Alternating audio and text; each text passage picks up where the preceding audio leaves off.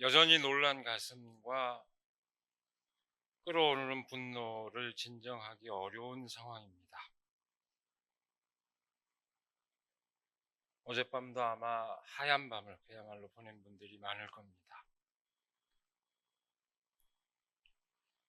그러나 분명한 진실은 이 땅에 짙게 드리워졌던 어둠이 걷히고 있다는 것입니다. 어둠을 물리치고 빛으로 다가오는 예수 그리스도를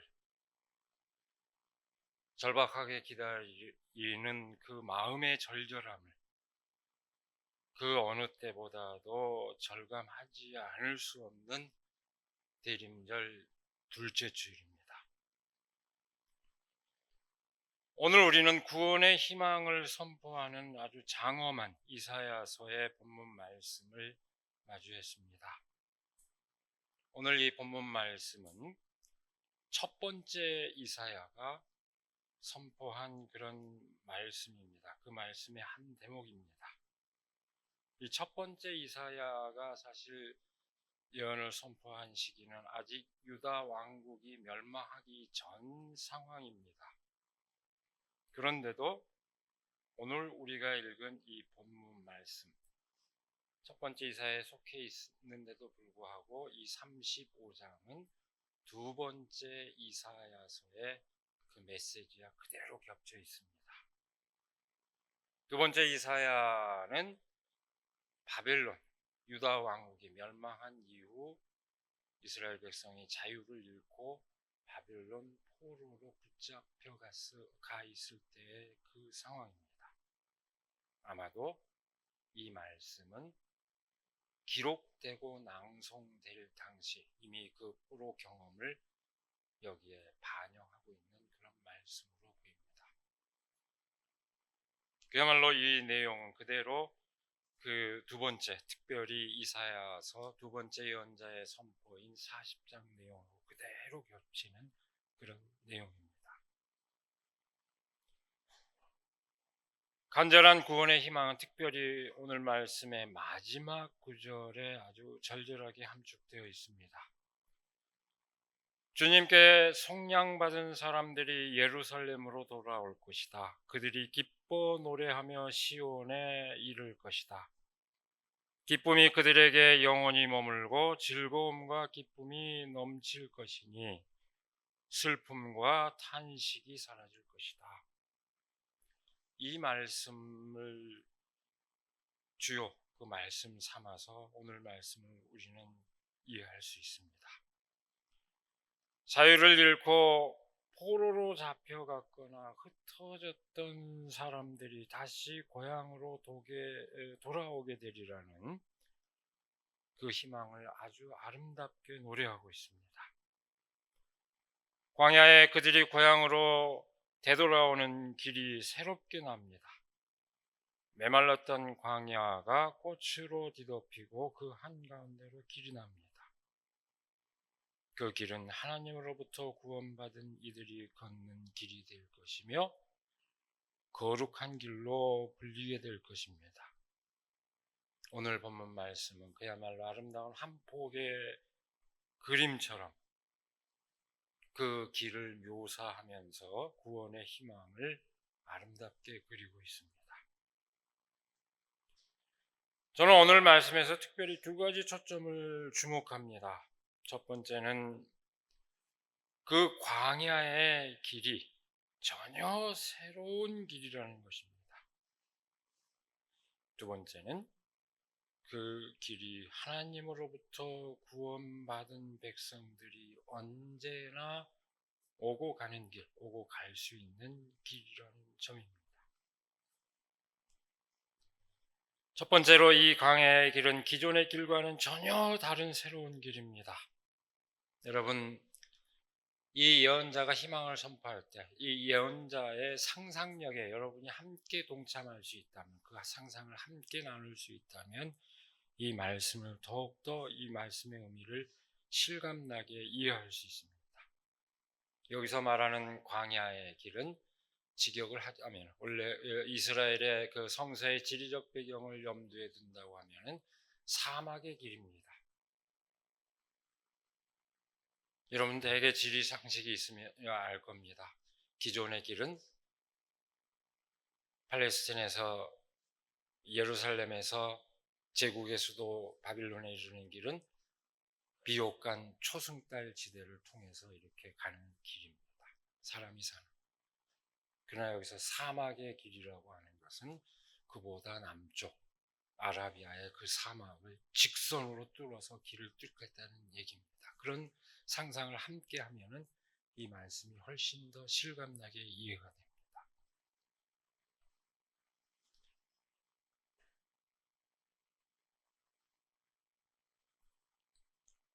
길은, 이 기존의 길은 그야말로 잘 닦여 있어서 아주 익숙한 길입니다.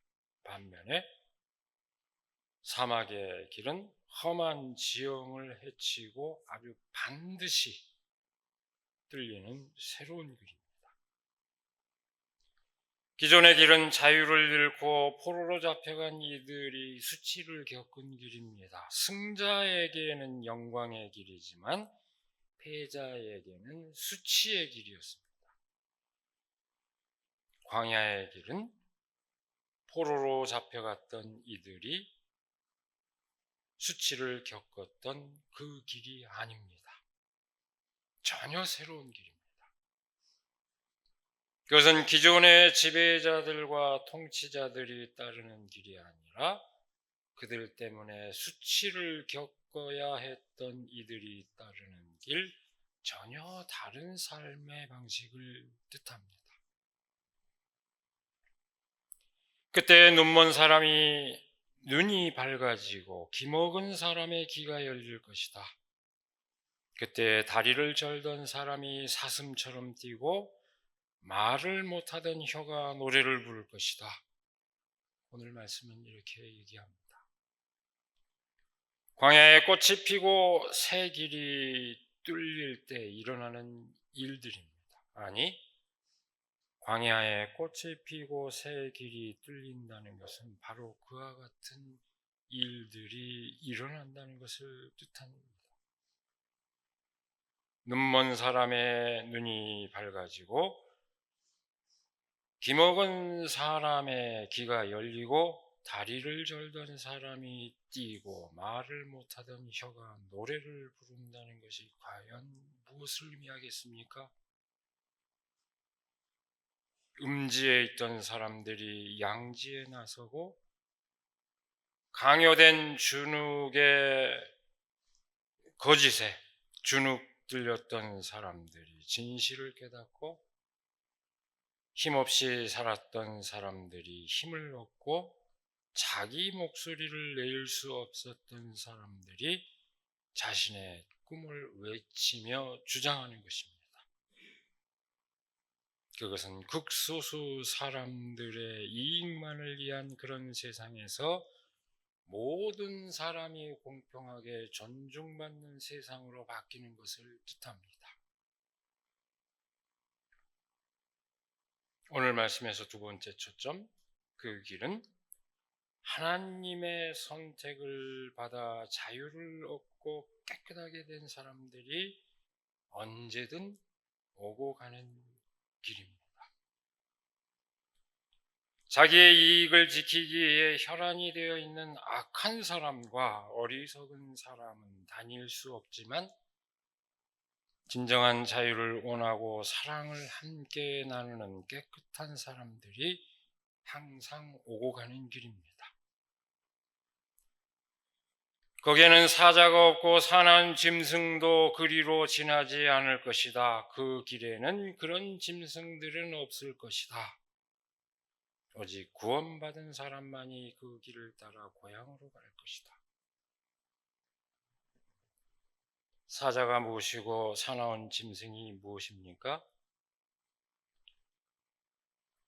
자기의 줄임배를 채우기 위해 으르렁거리고 혈안이 되어 있는 자들을 뜻합니다. 사회적 공의보다는 한 줌밖에 되지 않는 자기 집단을 위해 정책을 펼치는 자들입니다. 진실을 외면하고 거짓과 변명으로 사람을 기만하는 자들입니다. 부끄러운 역사를 바로잡으려 하기보다는 거꾸로 미화하고 찬양하는 자들입니다. 평화를 이루려 하기보다는 대결의 논리로 전쟁의 위험을 불러일으키는 자들입니다. 자신과 가족의 비리는 덮어두고 정치적 맞수의 흠만 들춰내며 공경에 빠지게 하는 자들입니다. 권력을 움켜쥐고 국민의 목소리를 외면하는 자입니다. 한밤중에 국민에게 총칼을 들이대는 자입니다. 더불어 그 무도한 짐승과 동행하며 부역하는 자들입니다. 우리는 지금 그 짐승의 실체를 눈앞에서 똑똑히 보고 있습니다. 지난 12월 3일 한밤중, 그리고 다시 어제 7일 한밤중, 우리는 그 짐승들의 실체를 너무나 분명하게 보았습니다. 3일 밤 가슴이 얼마나 철렁했습니까? 정말 철렁했습니다. 청년 시절에 겪었던 그 계엄, 오싹했습니다. 어젯밤 또 얼마나 마음이 아프고 또 맥이 풀리고 또 탄식했습니다.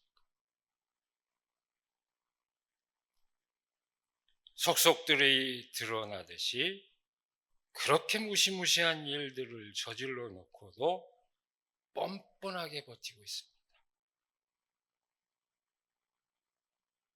그들에게 사람들의 생명과 국민의 안전과 나라의 안위를 위하는 마음은 털끝만큼도 없다는 것을 거듭 스스로 보여주고 있습니다. 새로운 길에 그들은 더 이상 용납되지 않습니다. 오직 구원받은 사람만이 그 길을 오고 갑니다.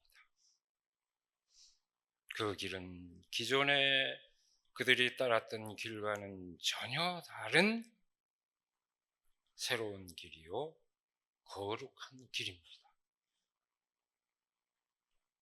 여러분, 예언자의 이 외침은 한갓 꿈에 지나지 않는 그런 선포가 아닙니다. 그 짐승들과는 동행할 수 없는 절절한 희망, 그 희망이 기필코 이루어지리라는 믿음을 선포하고 있습니다. 오늘 본문 말씀은 아주 중요한 진실을 전하고 있습니다. 너희는 맥풀린 손이 힘을 쓰게 하여라. 떨리는 무릎을 굳세게 하여라. 두려워하는 사람을 격려하여라. 굳세어라. 두려워하지 말아라. 너희의 하나님께서 복수하러 오신다. 하나님께서 보복하러 오신다. 너희를 구원하여 주신다.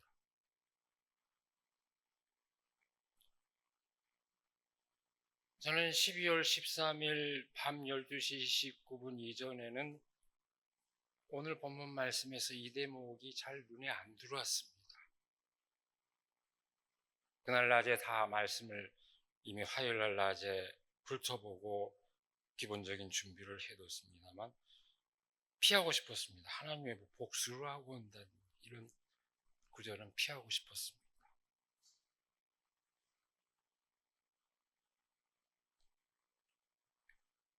그런데 가슴을 쓸어내린 그 밤 이후에 비로소 이 대목에 이 말씀의 의미가 확 들어왔습니다.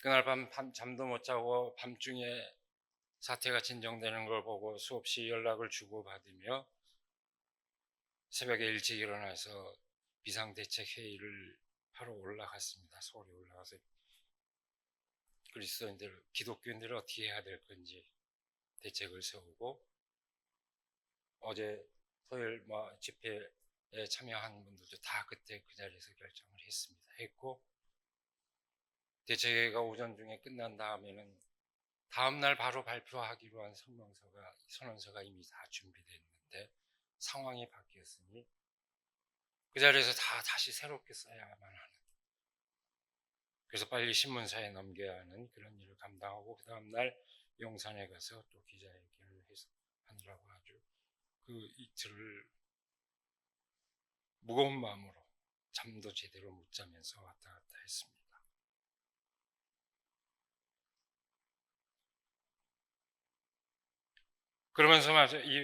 그러면서 이 말씀이 새삼스럽게 떠올랐고, 오늘 새벽에 또다시 잠을 못 자고 일어났습니다. 그냥 뭉개다가 잠들까 하다가 새벽에 하나님께서 나를 깨워주신 뜻이 뭘까? 말씀을 다시 준비했습니다.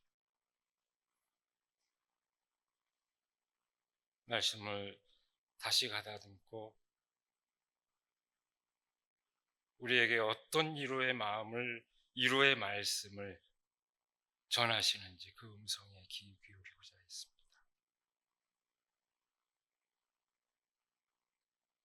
그래서 더더욱 이 대목이 저에게는 더더욱 절실하게 다가왔습니다.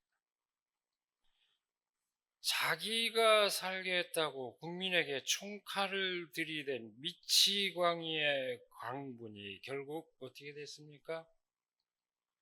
자멸의 사태로 기결되는 것을 보고 저는 하나님의 놀라운 역사를 봤습니다. 예기치 못한 성령의 역사를 실감했습니다. 비상대책 회의를 하는 동안에도 올로 목사님, 김상근 목사님도 그렇게 얘기를 했습니다. 성렬이에게 성령이 뒤집어 씌운 것 같다고. 그날 그렇게 봤다.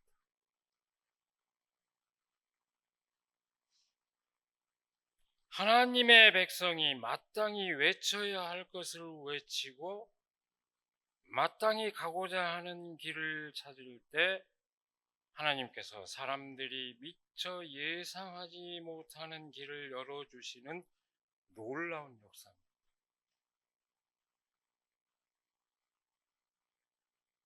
잠언에 이런 말씀이 있습니다. 악인은 입술을 잘못 놀려 덫에 걸리지만 의인은 재난에서 벗어난다. 잠언 12장 13절 말씀입니다. 16장에는 또 이런 말씀이 있습니다. 주님께서는 모든 것을 그 쓰임에 알맞게 만드셨으니 악인은 재앙의 날에 쓰일 것이다. 사람이 마음으로 자기의 앞길을 계획하지만 그 발걸음을 인도하시는 분은 주님이시다. 어쩌면 그 말씀의 진실을 그렇게 우리 눈앞에서 그렇게 선명하게 보여주시는지 저는 깜짝 놀랐습니다.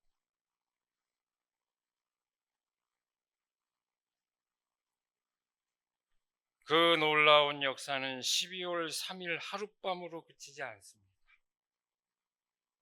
12월 7일 밤 이후에도 그 놀라운 역사는 진행 중입니다.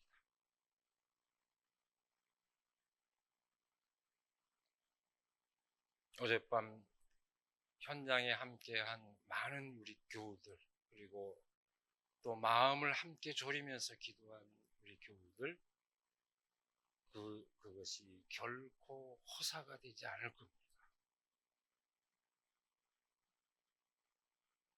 장면을 다 목격하시거나 들었겠지만은 다 눈 감고 귀를 닫고 등을 돌리고 나가버리는데 김혜지 의원이 나타나서 투표를 하고 왔습니다. 알죠? 어떤 의원인지? 안내견을 끌어야만 다니는, 앞을 못 보는 분입니다. 멀쩡하게 눈뜬 놈들은 다 등 돌리고 가 있는데 앞을 보지 못한 분이 와서 투표를 하고 왔습니다. 상징적이지 않습니까? 얼마나 극적인 장면입니까? 현장에서는 이런 얘기가 전해졌다고 오늘 아침에 SNS를 통해서 봤습니다. 기자가 누군가에게 물었습니다. 패배하고 난 이후에 심정이 어떻습니까? 뭐라고 답했을까요? 패배요? 도망간 거는 국민의힘이에요. 우리는 등을 돌린 적이 없어요. 그 대답에 패배한 건 저쪽이지. 등을 돌리고 도망간 사람들이 패배한 것이지 우리가 등을 보이지 않는 우리가 왜 패배했습니까? 이 말에 주변에 있는 모든 사람이 환호를 했다는 그런 얘기를 전해왔습니다.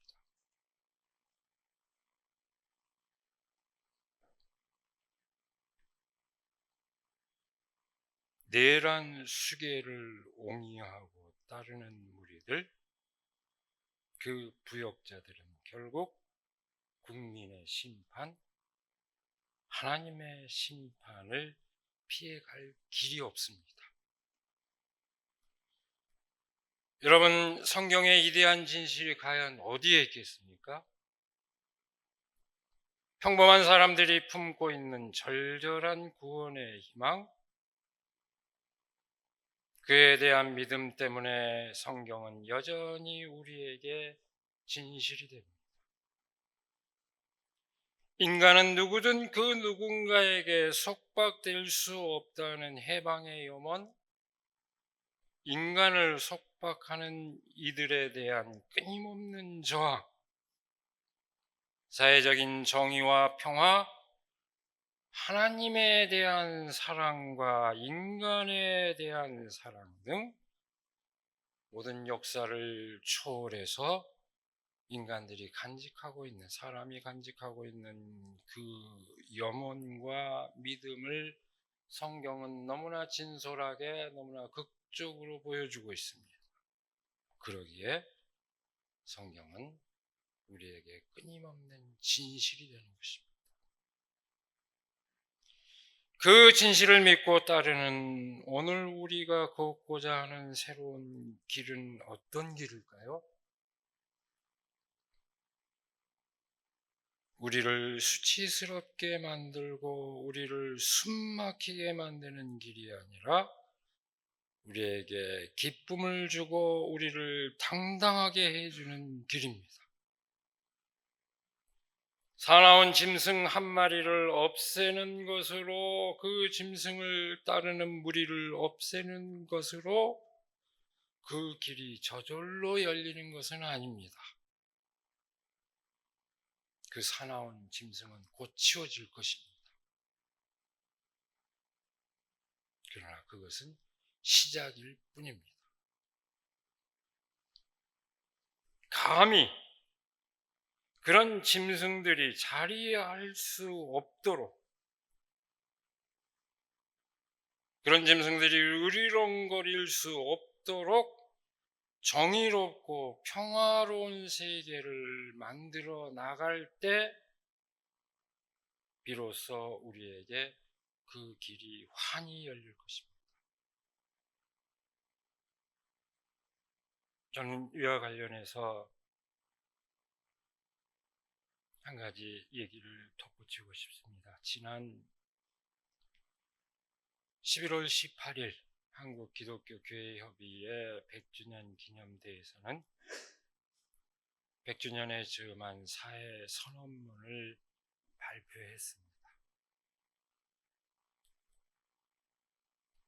오늘 우리 사회에서 길을 찾고자 하는 교회의 진지한 시도 가운데 하나입니다. 몇 달 동안 함께 마음을 쏟아 준비하는 처지였기 때문에 그 뜻을 오늘 이 시간에 공유하고 싶습니다. 제가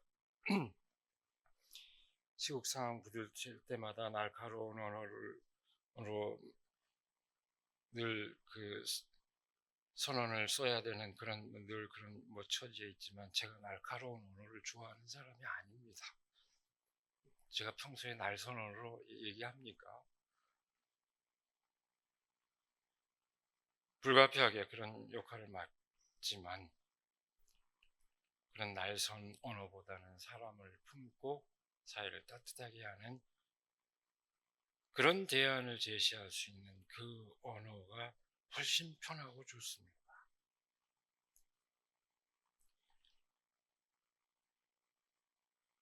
이 교회 예배가 전에 잠깐 얘기했습니다만 100주년을 맞이한 것은 NCCK죠. 1924년 장로교와 감리교를 두 기축으로 해서 조선예수교 연합 공예를 그 모체로 하기 때문에 올해가 100주년이 됩니다. 그 100주년에 왜 다른 것이 아니고 사회선언을 발표했느냐? 그것은 1932년에 조선예수교 연합 공의의 사회신조를 1932년에 발표한 그 사회신조를 환기하고자 하는 뜻 때문이었습니다. 저는 개인적으로 1932년 그 사회신조에 대해서는 좀 비판적인 입장을 갖고 있습니다. 이 시간에 다 그 이유를 길게 얘기는 못합니다만, 그럼에도 불구하고 적어도 교회가 당대 사람들이 직면한 공통의 사회 문제에 관한 관심을 갖고 그에 대한 입장을 천명한 뜻을 존중할 필요가 있고, 그 정신을 비판적으로 계승할 필요가 있다, 이렇게 합의에 이르렀습니다. 그래서 그 관점을 택했습니다. 그 신조는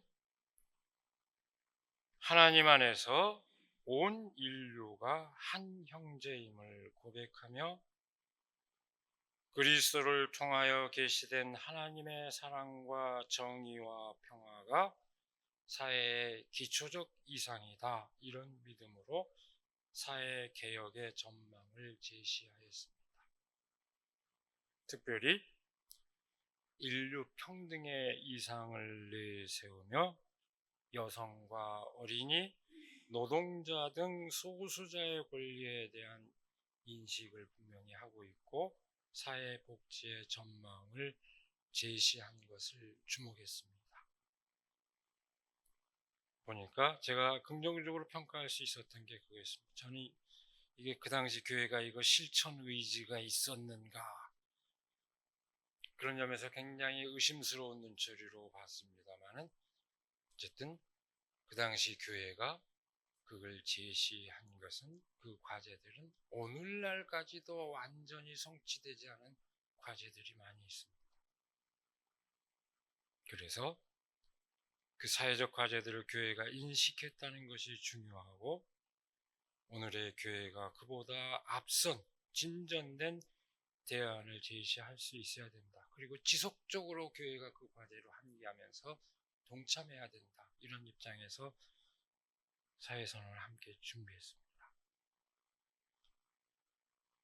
이 100주년 사회선언문은 하나님께서 선수 펼치시는 선교 사역에 동참하여 이 땅에 정의, 평화, 생명을 구현하고자 가장 가난한 이들의 자리에서 시작된 그리스도의 복음을 신실하게 따르는 과정으로서 지난 100년을 돌아보고 100년을 전망했습니다.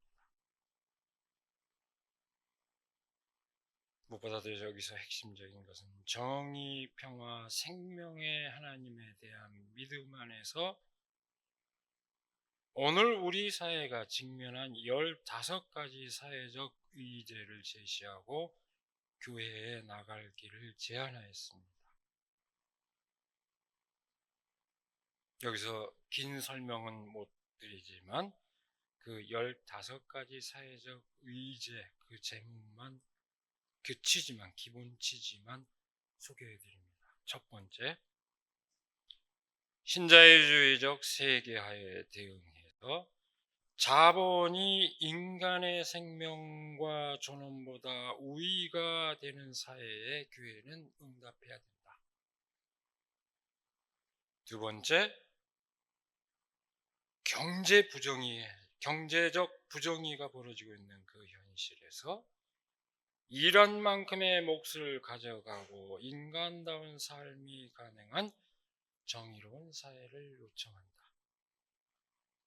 세 번째, 정치 양극화 상황, 지금 우리가 경험하고 있는 상황입니다. 그 상황에서 다양한 이념과 가치가 경쟁하며 소통하는 정치 민주화가 절실하다. 네 번째, 오늘 우리 사회를 지배하는 디지털 문명, 이 디지털 문명이 생명 존중과 인간 존엄을 보장하는 그런 문명을 이기로서 몫을 할 수 있도록 해야 한다. 다섯 번째, 오늘 노동 현실에서는 노동자의 안전과 권리를 보장하고 노동시장의 안정화가 이루어져야 된다. 여섯 번째, 사회적 재난에 대처해서 국민의 생명과 안전에 대한 체계와 사회적 신뢰 회복이 우선이라는 점을 강조했습니다. 일곱 번째, 사회적 약자와 소수자 혐오에 대응해서 상대에 대한 차별과 혐오가 아니라 공존과 연대의 사회를 지향해야 한다는 것을 밝혔습니다. 여덟 번째, 폭력이 일상화된 그 현실 가운데서 생명을 존중하고 더불어 사는 삶의 경험이 신뢰할 수 있는 그런 사회를 만든다는 것을 강조했습니다. 아홉 번째, 이주민 문제, 그 상황에 대응하여 이주민과 동행할 수 있는 개방적이고 포용적인 인식과 정책이 필요하다는 것을 강조했습니다. 열 번째, 인구 절벽 상황에서 이 인구 절벽은 불평등한 경제 구조와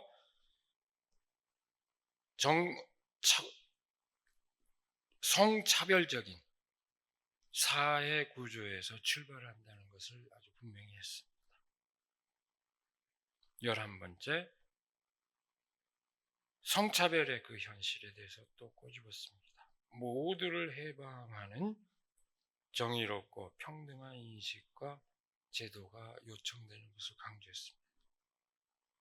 12번째, 오늘의 청년 세대에 대해서도 교회가 답을 가져야 한다는 걸 강조했습니다. 다양한 청년 정책 마련과 불평등과 부조리를 완화하는 구조 개혁이 필요하다는 것을 강조했습니다.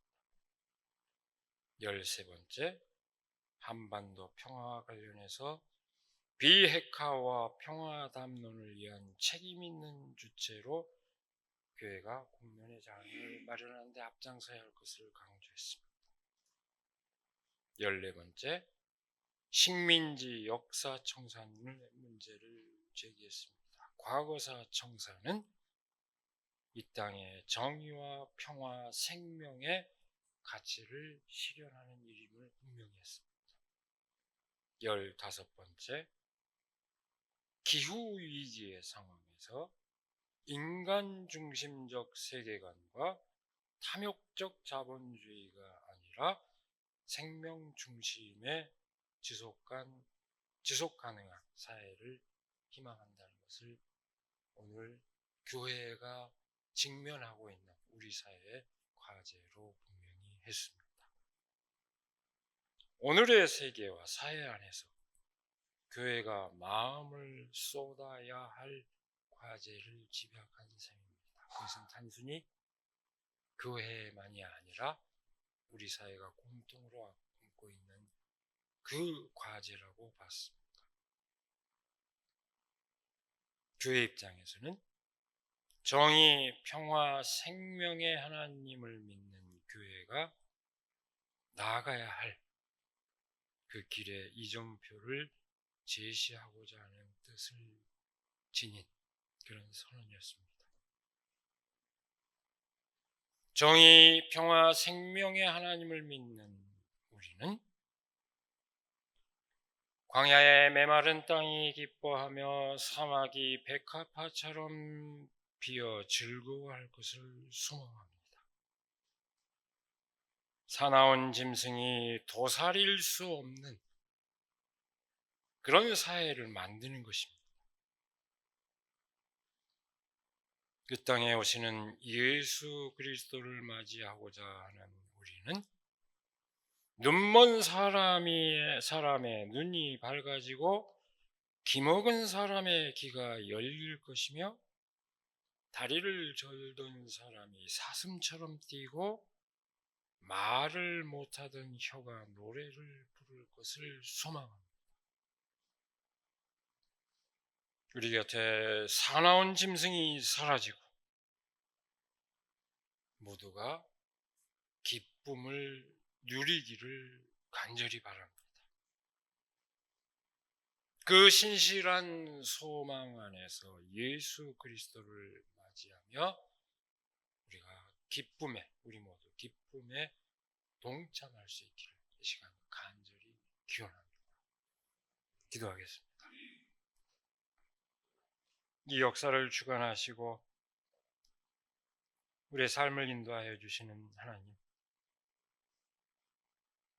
하나님께서 이루어 가시는 그 놀라운 역사를 우리는 지금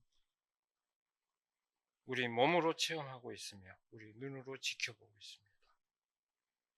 하나님, 우리가 하나님을 믿으며 마땅히 따라야 할 그 길이 무엇인지 늘 그 길을 찾고 그 길에 나설 수 있도록 하나님 함께하여 주시옵소서.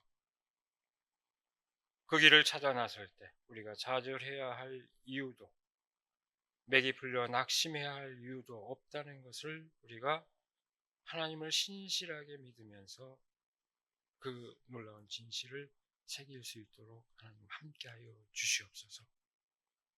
우리가 신실하게 그 길을 따라 나설 때 하나님께서 우리에게 예기치 못한 방법으로 우리를 선한 길로 인도하여 주시는 줄 믿습니다. 이 땅의 사람들을 짓누르고 탄식하며 신음하게 하는 그 악의 세력을 하나님께서 또한 어떻게 심판하실지 우리가 마음을 다하고 몸을 다하고 기도를 다하여 지켜보며 하나님의 그 역사에 참여할 수 있도록 함께하여 주시옵소서. 주께서 우리를 밝은 길로 인도하여 주시고 진정한 빛으로 오시는 아기 예수의 탄생을 정말 기쁨으로 맞이하는 저희들이 될 수 있도록 우리를 인도하여 주시옵소서. 우리 주 예수 그리스도의 이름으로 기도드리옵나이다.